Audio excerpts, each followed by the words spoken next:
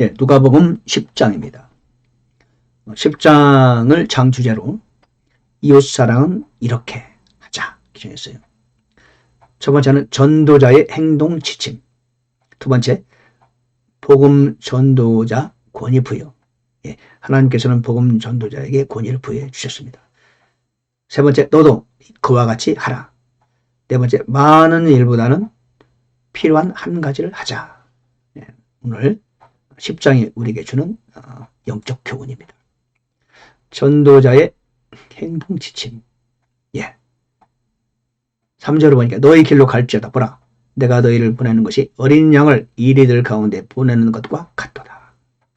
자, 4절을 보니까 돈주머니나 진보다리나 신을 가지지 말고 그래서 아무에게도 문안하지 말고 어느 집에 들어가든지 먼저 그 집에 화평이 있을지어다 하라. 만일 화평이 아들이 거기 있으면 거기 화평이 그 집에 머무를 것이요 그렇지 않으면 그것이 도로 너희에게 돌아오리라. 예. 이 말씀이 좀 기억 남는 말씀이에요. 화평을 전해요. 화평이 있을지어다. 근데 그럴 만한 자격이 있으면 그 집에 화평이 머무를 것이고 그렇지 않을 경우에는 그 화평이 나에게로 돌아온대요. 이게 참 대단히 멋진 교훈 아닙니까? 상대방을 축복했을 때 그 사람이 복받을 자격이 없으면 그 복이 어디로 간다? 예, 나에게 오는 거예요. 그러니까 주는 것이 받는 거죠. 놀라운 거예요. 이거는요, 이런 교훈은 기독교밖에 없어요. 제가 보기에. 오로지 성경적인 교훈이에요. 남을 사랑해. 그러면 사랑을 받을 자격이 없다? 그 사랑이 나에게 돌아오는 거예요. 이 놀랍잖아요. 그럼 사랑 받으면 안 돌아오나? 예. 사랑 받아도 나한테 오죠. 예. 그래서 저는 누구한테 선행을 할 수 있는 기회가 있으면 가급적 기회를 놓치지 않으려고 합니다. 예. 가능하면 놓치지 말아야죠. 제가 가끔 말씀드리는데 제가 좋아하고 사랑하는 사람들이 그런 좀 조언을 합니다. 어디 가든지 누구든지 식사를 같이 할 경우가 있다. 그러면 당신 반드시 돈을 내세요. 밥값을. 밥값을 낼 수 있는 기회를 놓치지 마세요. 1년에 우리가 다른 사람하고 밥을 먹을 때 식당에서 몇 번이나 먹겠습니까? 10번, 20번? 그럼 평생 해봤자 얼마나 돼요? 그 기회를 왜 남에게 복받을 찬스를 남에게 넘기느냐. 돈 몇 푼 든다고. 그래서 교회 성도라면 더 좋고 아니라도 더 좋고 밥값을 무조건 내라. 일단 내라. 그게 좋은 거다. 지나가다가 도움을 받을 사람이 있으면 무조건 도와주세요. 그제는 맥도날드에 전도를 올라갔는데 지나다가 전도했는데 다 전도하는데 너무 잘 받아요. 맥도날드 사람이 꽉 찼어요. 코리아타운인데 LA인데 전도를 막 하고 대화하고 얘기하면서 전도하는데 한 젊은 친구가 나보고 돈이냐고 물어요. 왜 그러냐한테 돈 좀 있으면 달래요. 맥도날드 한쪽 구석에 앉아가지고 젊은인데 점잖하게 생겼고 누추하지도 않으면서 그래서 알았다. 지갑 꺼내서 줬어요. 왜? 이 사람이 달라고 하니까 일단 줘야죠. 젊은 사람이 깔끔해 보이는데 왜 그런 돈 달라고 하냐? 물을 필요가 없어요. 일단은 달라고 하면 주는 거죠. 성경이 그랬잖아요. 구하는 자에게 주며. 그죠? 그래서 줬어요. 꼭 감사한 거 아닙니까? 줄 수 있는 기회를 제공하니까 감사하죠. 자, 주는 것은 먹어라. 일꾼이 자기 품삯을 받는 것이 마땅하다. 너희 앞에 차려놓은 것을 먹어라. 병든 자를 고치고 기도하고 하나님 왕국이 너에게 가까이 왔다고 말하라. 전도자의 행동 지침이에요. 예. 주는 것을 먹고 마시라. 그랬어요. 누가 주면은 부담 없이 먹고 마셔요. 미안해 할 거 없어요. 왜? 일꾼이 자기 품삯을 받는 것이 마땅하대요. 여기 말씀했어요. 예. 그래서 저는 누가 주면은 먹습니다. 일단. 예. 미안할 게 뭐 있어요? 먹으면 되지. 예. 가는 곳에 복음을 전하고. 그래서 전도자는요, 어디 가나 얼굴이 조금 약간 두꺼워야 돼요. 때로는 예의도 그런 것도 때로는 없어요. 물론 예의를 갖춰야 되죠. 저는 그래서 누구한테나 말을 걸어요. 누구도 걸어요. 어제는 가는데 키가 큰 흑인 친구가 오더라고. 다운타운에서 지나가는 데서 말을 걸어야 하는데 어떻게 하냐. 야, 너 키 얼마야? 6, 7? 그때 6, 4분에. 그래서 노 지금 가서 체크해봐. 6, 7 될걸? 막 웃는 거예요. 그러면서 이제 복음을 전하는 거죠. 복음. 예, 누구를 만나든지 간에 일단 말을 걸어요.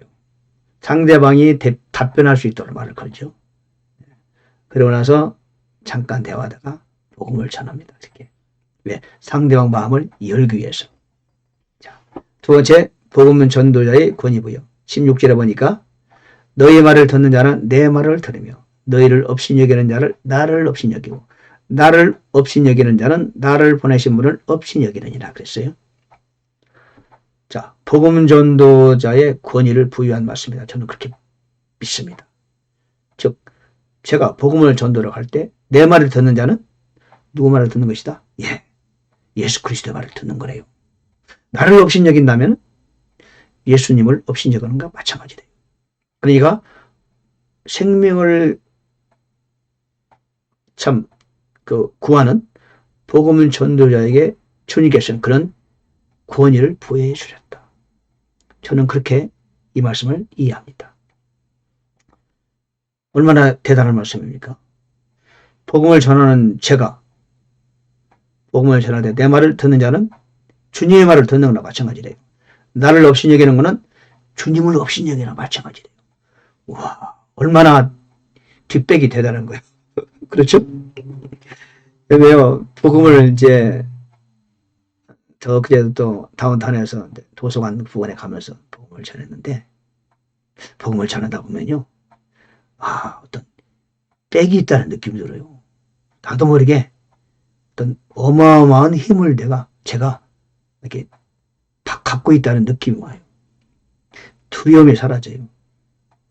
처음에는 두려움이 있죠. 그러나 계속 전하고 하다 보면요, 하늘의 어떤 이 담대함을 내가 가지게 되는 걸 발견하게 됩니다. 한번 계속 복음을 전해보시고, 근데 복음 전하기 전에 반드시 여러분 기도를 빼놓으시면 안 됩니다. 예, 그거로 복음을 전하면 참 재밌어요. 처음에는 좀 떨리고 그렇죠. 그러나 하나님이 꽉 보낸 사람이 있어요. 이렇게 보면. 그리고 하면 할수록 자신감과 담대함이 샘솟도 솟아납니다. 예. 너도 그와 같이 하라. 어떤 율법사가 이제 영생을 어떻게 하면 상속받습니까? 그러니까 하나님을 사랑하고 이웃을 사랑하라. 마음을 다하고 혼을 다하고 힘을 다하고 생각을 다하여 네 하나님을 사랑하고 네 이웃을 내 자신과 같이 사랑하라. 그러니까 내 이웃이 누굽니까?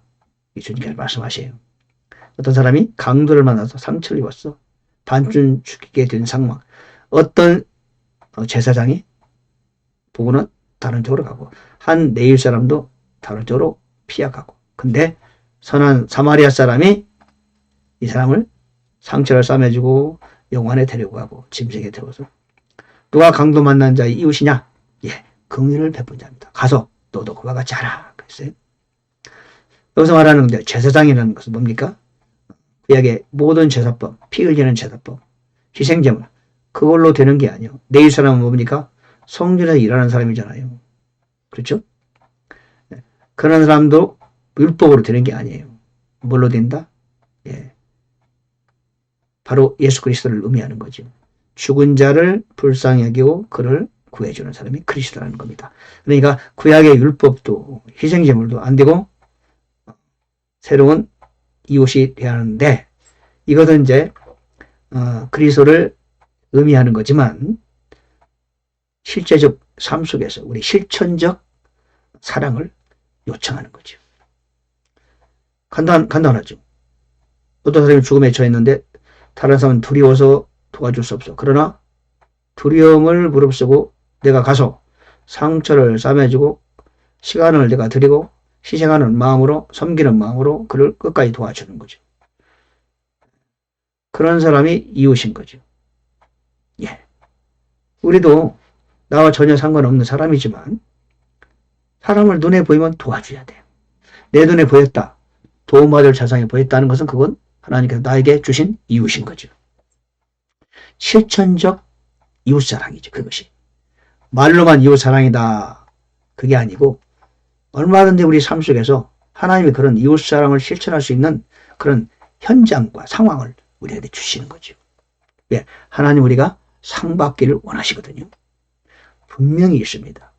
옆집에도 있고요. 앞집에도 있고요. 건너편 집에도 있고요. 우리 마을에도 있고요. 쇼핑하러 마트에 가도 있고요.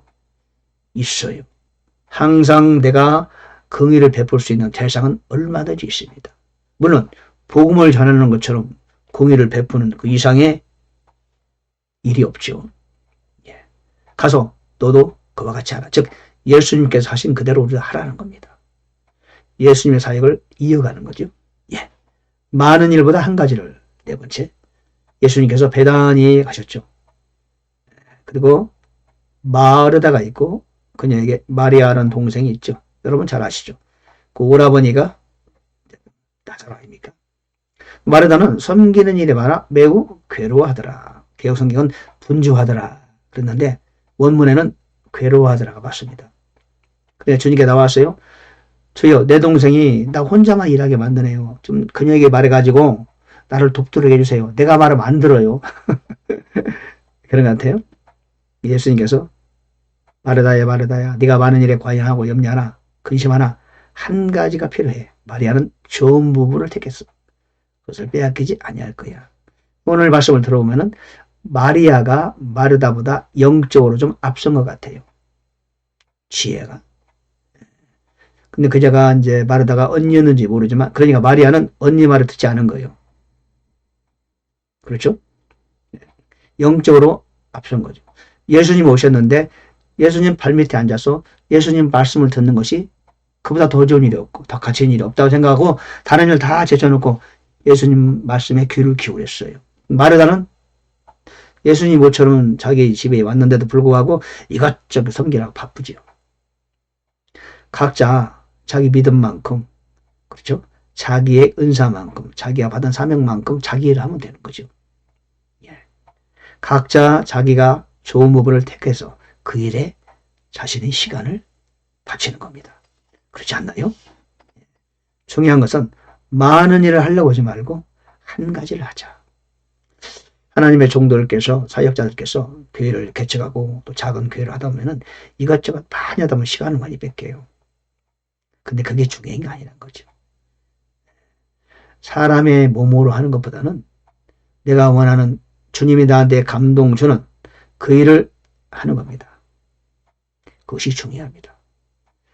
뭔가를 바쁘게 하는 것도요, 그 마귀 역사입니다. 마귀는 사람을요, 바쁘게 만들어요. 여러분 너무 바쁘게 살고 계십니까? 그 마귀에 속으면 안 됩니다. 바쁘게 뭐 한다고 되는 게 아니에요. 조용히 꼭 내가 해야 될 부분, 그 부분을 하는 것을 주님이 원하시는 겁니다. 예, 오늘 누가복음 10장 이웃사랑은 이렇게 하자. 이웃사랑. 예, 전도자의 행동 지침. 복음 전도자에게 권위를 부여해 주셨죠. 그렇죠? 예, 그러므로 우리는 복음 전도자가 된다면 내가 하는 일은 곧 주님이 나와 함께하는 일이다. 너도 그와 같이 하라. 예수님이 하신 그것처럼 이웃사랑을 실제로 실천하려고 마음먹으면 얼마나 있는 겁니다. 많은 일이 중요하지가 아니라 내가 할 수 있는 한 가지, 내가 가장 중요시 여기는 그 한 가지를 잘하는 것이 더욱 중요하다. 오늘 말씀에서 우리에게 교훈하고 계십니다. 감사합니다.